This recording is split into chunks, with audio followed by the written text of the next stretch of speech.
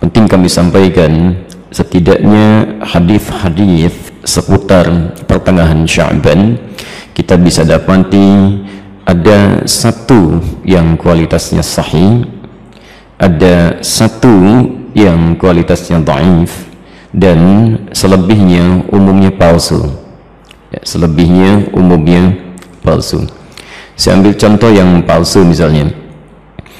Anda bisa temukan ini di kitab Ibnu Majah. Kalau punya kitabnya Sunan Ibnu Majah jilid pertama halaman 421, atau di Sunan Al-Baihaqi Syu'abul Iman jilid ketiga halaman 387, atau kalau Anda memiliki kitab Silsilah Al-Ahadits Ad-Dha'ifah karya Syekh Muhammad Nasiruddin Al-Albani, Anda bisa temukan di nomor hadis 2132.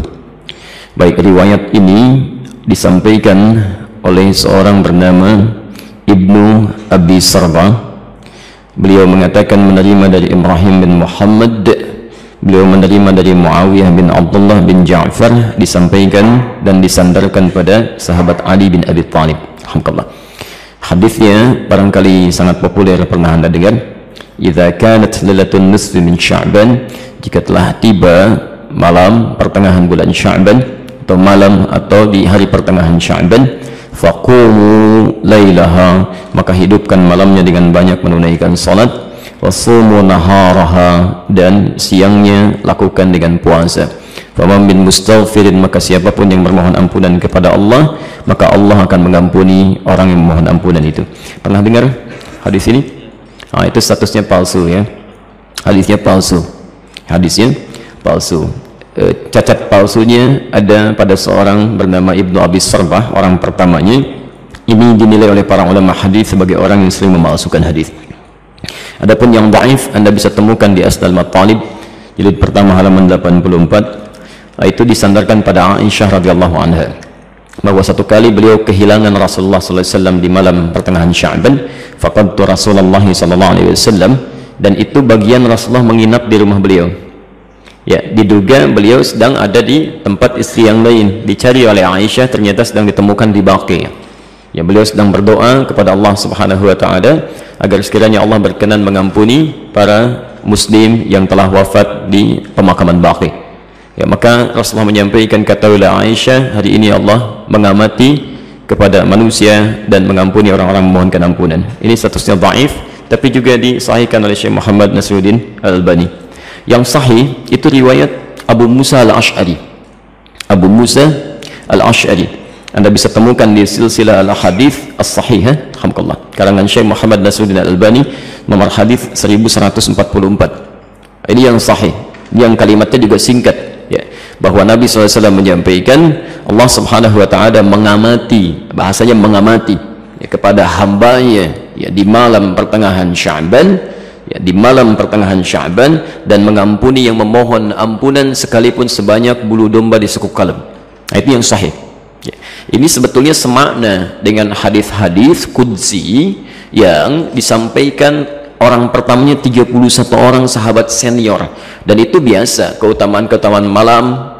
Misal yanzilu rabbuna tabaraka wa ta'ala, Allah kemudian ya menghamparkan rahmatnya ke langit dunia kepada hambanya setiap sepertiga malam. Itu tiap hari itu ya, sepertiga malam ya. Maka Allah kemudian berfirman, faqala ya ibadi, hambaku, siapa yang memohon kepadaku aku akan berikan, siapa yang meminta aku akan kabulkan, faman istaghfara liya, dan siapa mohon ampunan faghafartu lahu, aku ampuni dia. Itu tiap hari, tiap hari. Jadi kalau Anda nggak minta itu rugi, dan hadisnya qudsi ya. Dan khusus untuk malam Sya'ban ya, hadisnya berbeda seperti tadi kami sampaikan dari Abu Musa Al-Ash'ari, itu dimulai di malamnya. Kalau tiap hari di penghujung malam. Nah, jadi ini yang sahih. Dan amalannya Nabi tidak menyebut spesifik. Karena itu sahabat itu banyak beramal saja ya. Ada yang kemudian salatnya qiyamul lail, yang tahajud ya. Ada yang banyak beristighfar, macam-macam. Dan tidak ada amalan spesifik. Nah, jadi kalau misalnya ada amalan-amalan spesifik menunjukkan di malam itu ya, itu sesungguhnya hadis-hadis yang disepakati oleh para ulama itu hadis palsu.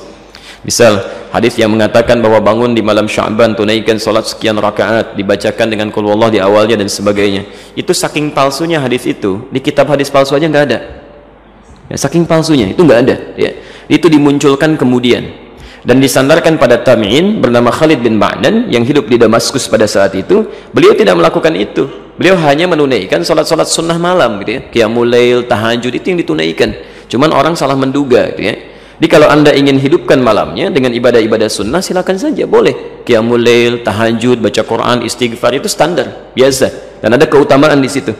Kalau siangnya ingin puasa, boleh puasa ayyamul bid. Masya Allah, sekarang kan merangkai itu, Kamis tanggal 12 kan kemarin, Jumatnya 13, Sabtu 14, sekarang 15, antum masih boleh puasa ya, sekallah khair. Baik, jadi sah-sah saja kalau siangnya ingin puasa, tapi jangan disandarkan pada keterangan-keterangan hadis yang bermasalah ya. Termasuk ada yang fenomenal itu ya, jadi zaman dulu nggak ada, sekarang ada tuh ya, bahwa pada saat pertengahan Sya'ban buku amalan manusia ditutup ya. Pernah dengar itu? Baik, kalau ditutup artinya amalan kita nggak dicatat karena ditutup. Di antum bebas saja lakukan apa aja tuh karena nggak dicatat tuh ya. Mau pinjam handphone teman, mau ngambil sandal di Baitur Rahim, karena nggak dicatat tuh ya, karena ditutup ternyata nggak dicatat. Dan mustahil buku catatan amal seorang hamba ditutup kecuali dia telah wafat. Ya telah wafat. Dia ditutup tuh setelah wafat. Kalau dia masih hidup, dia pasti terbuka, masih terbuka dia, dan semua akan ditulis dan ditampakkan di akhirat nanti. Dalilnya sahih, faman ya'mal mithqala dzarratin khairan yarah, siapa yang berbuat satu kebaikan akan ditampakkan sekecil apapun ya. Wa may ya'mal mithqala dzarratin syarran yarah, yang ada hanyalah pena yang diangkat, yang tidak dituliskan. Itu pun bukan di pertengahan Sya'ban atau bahkan di Ramadan, bukan, hanya dikhususkan pada 3 golongan tertentu. Rafi'al qalam an thalathin kan, atau an thalathah, diangkat pena, tidak dituliskan hisabnya dari 3 golongan. Anis sabiyyi hatta yahtalima, dari anak kecil sampai dia balik. Jadi kalau anak kecil tidak sholat, dia nggak dihisab oleh Allah sebelum dia balik. Itu diangkat penanya, tapi bukunya masih terbuka, catatannya ada. Ya. Baik. Kemudian siapa lagi?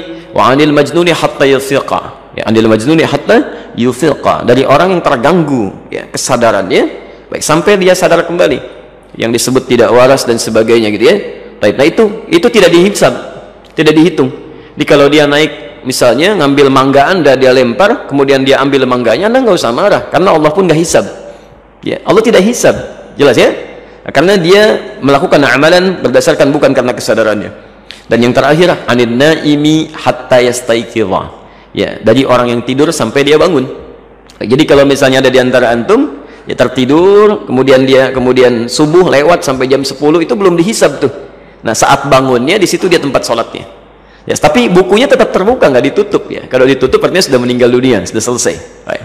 Dan tidak ada kerjaan malaikat nutupin buku, dibuka lagi ya. Tolong tanyakan kapan ditutupnya, kapan dibukanya tuh. Oke. Jadi itu diantara amalan-amalan yang barangkali penting untuk disampaikan. Jadi tidak sepenuhnya keliru juga beramal di pertengahan Sya'ban, tapi juga tidak sewajarnya jika kita melakukan amalan yang tidak pernah ada dalilnya ya, sekaligus juga tidak ada ketentuan dan contohnya. Itu barangkali yang coba kita hindari. Kalau beramalnya silahkan, karena tuntunan umumnya ada, hadisnya dan sebagainya. Tapi amalan-amalan sunnah yang memang pernah diajarkan dan dicontohkan untuk dilakukan. Saya kira jelas ya.